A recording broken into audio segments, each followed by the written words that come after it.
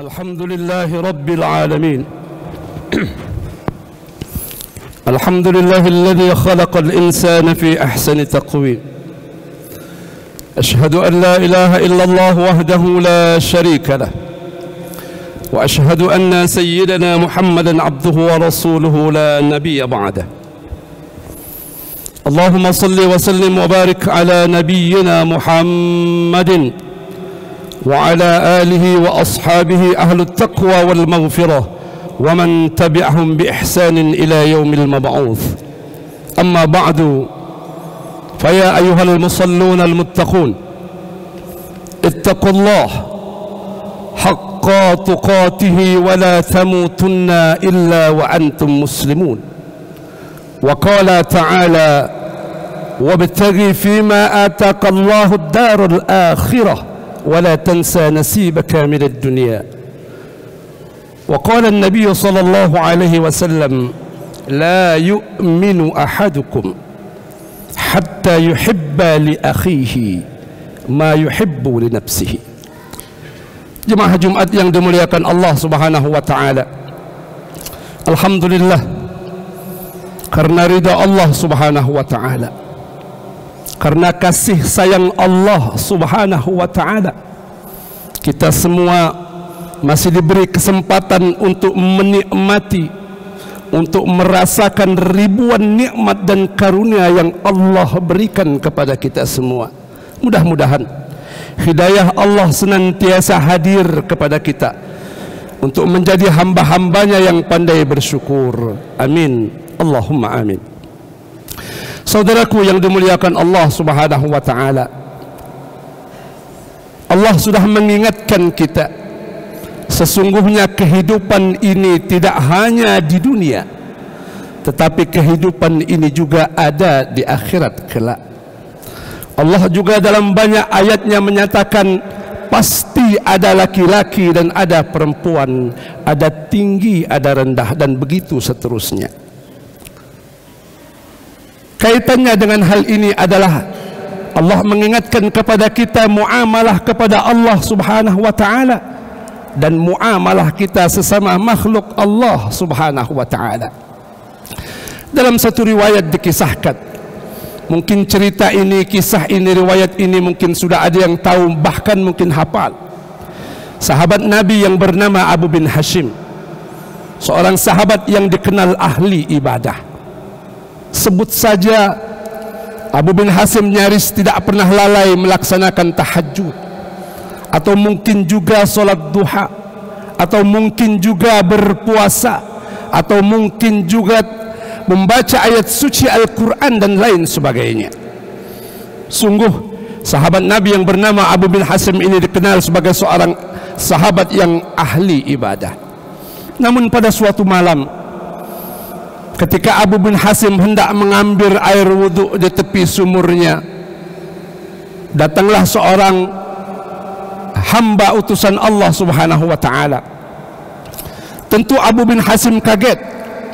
Di tengah malam yang gelap gulita dia didatangkan seorang hamba Allah, dan terjadilah dialog ketika itu.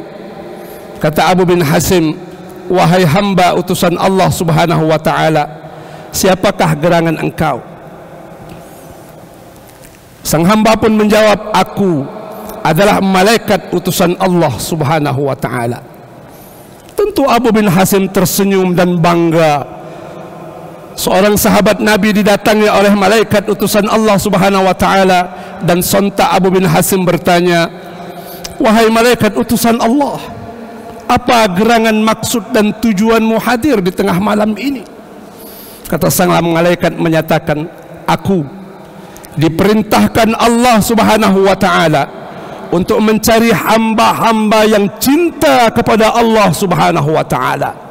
Tersenyum Abu bin Hashim. Sebagai manusia biasa, tentu perasaan-perasaan itu ada. Maka ketika itu pula Abu bin Hashim melihat sang malaikat membawa kitab yang begitu tebal, yang di dalamnya termaktub hamba-hamba yang cinta kepada Allah Subhanahu wa taala. Ketika itu pula Abu bin Hashim memohon dengan sang malaikat untuk mencarikan namanya dengan ikhlas.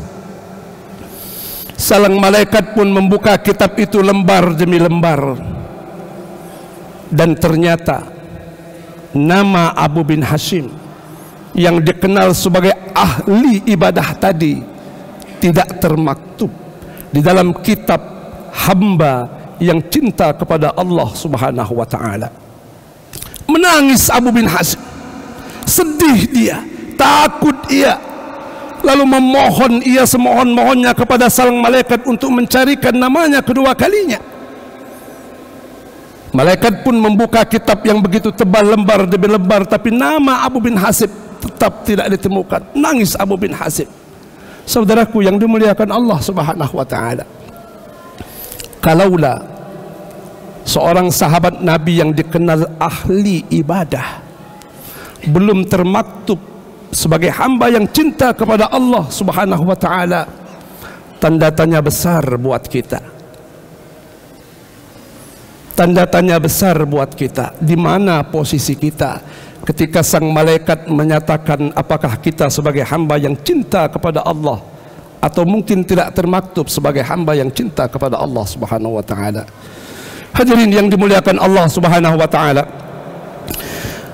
sontak Abu bin Hashim nangis, sedih beliau. Di tengah nangisnya beliau bertanya kepada sang malaikat, "Wahai malaikat utusan Allah, kenapa namaku tidak termaktub sebagai hamba yang cinta kepada Allah Subhanahu wa taala?" Kata sang malaikat, "Bukan aku tidak tahu Abu bin Hashim. Ketika orang-orang sedang merasakan kedinginan, engkau bangun lalu sujud kepada Allah Subhanahu wa taala. Bukan kami tidak tahu wahai Abu bin Hashim," kata sang malaikat, "ketika orang terlelap tidur, engkau bangun untuk sujud kepada Allah Subhanahu wa taala. Tapi ada yang engkau lupakan Abu bin Hashim," kata sang malaikat, "engkau lalai. Engkau lalai dengan orang yang ada di kiri kananmu, di depan belakangmu, yang masih membutuhkan pertolonganmu." Apa artinya? Muamalah Abu bin Hashim sesama manusia lainnya belum dinilai baik. Saudaraku yang dimuliakan Allah Subhanahu wa taala, inilah kejadiannya pada kita. Jujur khatib katakan, kita semua tanpa terkecuali masih memegang rasa ego untuk kepentingan diri sendiri. Kita masih mementingkan istri, mementingkan rumah sendiri, mementingkan mobil sendiri, mementingkan pendidikan anak kita sendiri, mementingkan AC rumah kita sendiri, mementingkan semua kepentingan masih sifatnya adalah individual. Padahal Allah Subhanahu wa taala dan Rasulnya terlalu banyak, tidak kurang dari 124 ayat berbicara tentang sosial, mungkin lain, mungkin hadis juga demikian, ratusan bahkan ribuan. Bukankah Allah dan Rasulnya mengingatkan kepada kita, la yu'minu ahadukum, kata Allah dan Rasulnya, la yu'minu ahadukum, kata Rasulullah, tidak beriman di antara kalian hatta yuhibba li akhihi ma yuhibbu li nafsihi, sebelum dia cinta kepada saudaranya sebagaimana dia cinta kepada dirinya sendiri. Ini yang belum kita lakukan. Saudaraku yang dimuliakan Allah Subhanahu wa taala, Profesor Ali Mustafa Ya'qub, Allah yarham, beliau adalah ahli hadis Indonesia, dan beliau juga yang dipercaya oleh ulama hadis dunia untuk menerjemahkan satu kitab yang begitu tebal, kodifikasi hadis Nabi. Beliau adalah imam besar Masjid Istiqlal.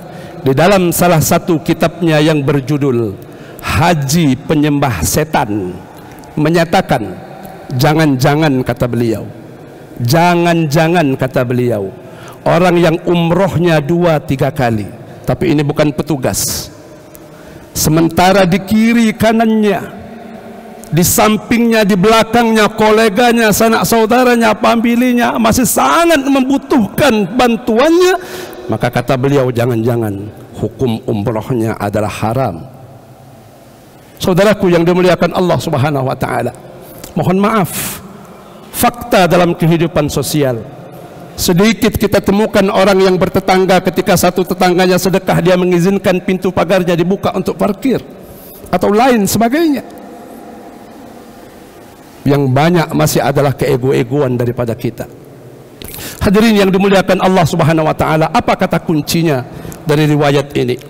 Kata kuncinya dari riwayat ini adalah kata Allah Subhanahu wa taala, ketika seorang hamba mencintai saudaranya yang lain, meringankan beban saudaranya yang lain, membuat saudaranya yang lain tertawa dan tersenyum, membuat saudaranya yang lain merasa terbantu, merasa diringankan bebannya dengan seluruh jabatannya, dengan seluruh pangkatnya, dengan seluruh hartanya, silahkan. Maka ketika itu pula Allah hadir. Ketika itu pula Allah hadir dan menyatakan, inilah hamba yang cinta kepadaku, karena dia cinta kepada hambaku yang lain. Bukan berarti ibadah-ibadah tadi tidak penting, itu sangat penting, dan itu menjadi ibadah mahdhah bagi kita semua. Tetapi itu lebih cenderung merupakan kewajiban individual. Salat kita sifatnya individu, puasa kita sifatnya individu, zakat ada dimensi sosialnya, umroh kita sifatnya individu. Makanya di dalam Islam adanya zakat ataupun wakaf, adanya sedekah ataupun infak. Dalam rangka apa? Dalam rangka kehidupan muamalah kita sesama manusia. Saudaraku yang dimuliakan Allah Subhanahu wa taala, kami mengingatkan pada kesempatan ini khusus kepada khatib sendiri. Kalaulah jabatan kita yang ada, pangkat kita yang ada, posisi hebat kita yang ada, kegagahan kita yang ada, tiang rumah kita yang begitu besar, mobil yang begitu bagus tadi, belum memberikan manfaat sedikit pun kepada saudara kita yang lain dari pagi tadi sampai Jumat ini. Mari kita lakukan itu setelah zuhur, setelah Jumat ini. Kalau memang di dompet kita banyak duitnya, sudahkah selembar 1.000 atau 2.000 membahagiakan orang lain yang dia sangat membutuhkan? Kalaupun jabatan kita bisa membantu orang untuk meringankan bebannya dan lain sebagainya, mudah-mudahan dengan cara demikian kita dicatat oleh malaikat sebagai hamba yang cinta kepada Allah Subhanahu wa taala. Aqulu qawli hadza wa astaghfirullah li wa lakum wa lisairil muslimina wal muslimat fastaghfiruh innahu huwal ghafurur rahim.